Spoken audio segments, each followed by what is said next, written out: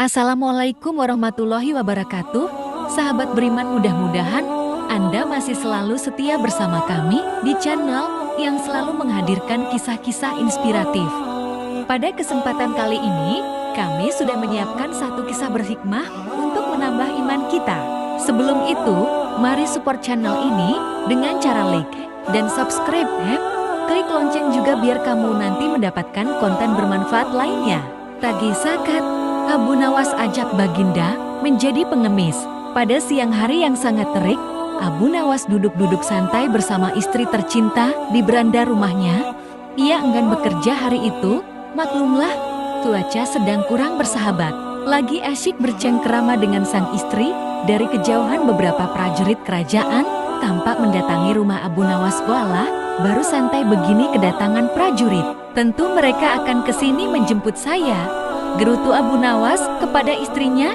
Baginda sedang rindu kayaknya, sambut istrinya, sembari mengapungkan senyum di bibirnya. Benar saja.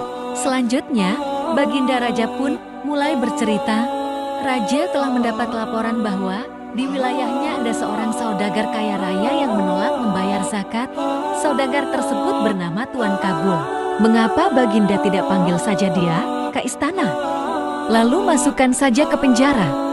Ujar Abu Nawas setelah sejenak berpikir. Sebenarnya bisa saja aku berbuat demikian. Namun apa tidak ada cara lainnya yang lebih baik dan halus?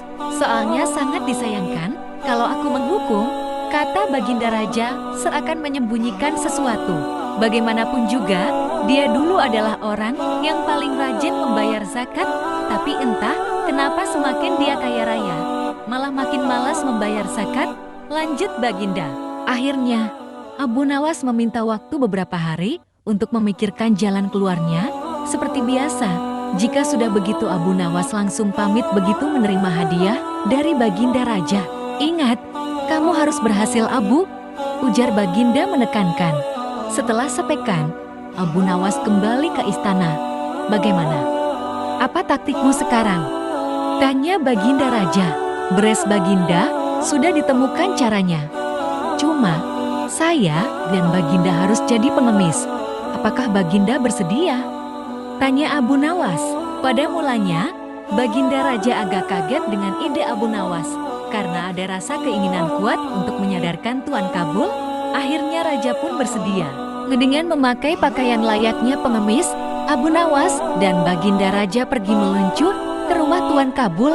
Kebetulan, pada saat itu, Tuan Kabul berada di rumah. Abu Nawas segera saja mengucapkan salam dan menyapa Tuan Kabul.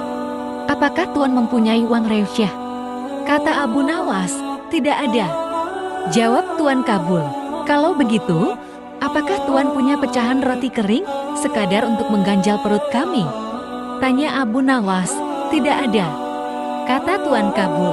Kalau begitu, kami minta segelas air saja. Adakah Tuan? Tanya Abu Nawas. Sudah aku bilang dari tadi aku tidak punya apa-apa, kata Tuan Kabul yang mulai emosi. Abu Nawas dan Baginda senyum-senyum saja. Justru inilah yang ditunggu-tunggu Abu Nawas, sifat emosi yang dimunculkan Tuan Kabul.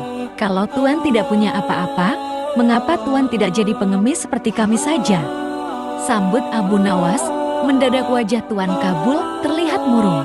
Rupanya ia teringat akan masa lalunya yang terbilang miskin dan tak punya apa-apa. Terasa marah, tersinggung, dan terhina bercampur aduk dirasakan Tuan Kabul. Namun belum sempat Tuan Kabul sadar siapa yang berdiri di depannya, Raja mulai angkat bicara. Bagaimana Kabul? Apakah memilih menjadi orang kaya atau orang yang tak punya? Kata Raja, kalau mau kaya, bayarlah zakat. Kalau tidak mau kaya, mengemis saja kayak orang ini, kata Raja sambil menunjuk ke Abu Nawas. Tuan Kabul terkejut bukan kepalang begitu tahu dengan siapa ia bicara. Ia pun mohon ampun dan berjanji akan membayar zakat dengan tertib. Ampun Baginda, zakat tentu akan kami bayar, ujarnya. Abu Nawas selanjutnya membacakan Al-Quran tentang ancaman orang yang enggan membayar zakat tanpa harus menjebloskan Tuan Kabul ke penjara. Misi Abu Nawas dan Baginda Raja sukses.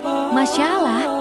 Sebuah kisah yang mudah-mudahan bisa menjadi ibrah untuk kita Jangan lupa berikan komentar Anda dan subscribe di channel ini agar nanti bisa mendapatkan kisah-kisah menarik lainnya. Sampai jumpa. Wassalamualaikum warahmatullahi wabarakatuh.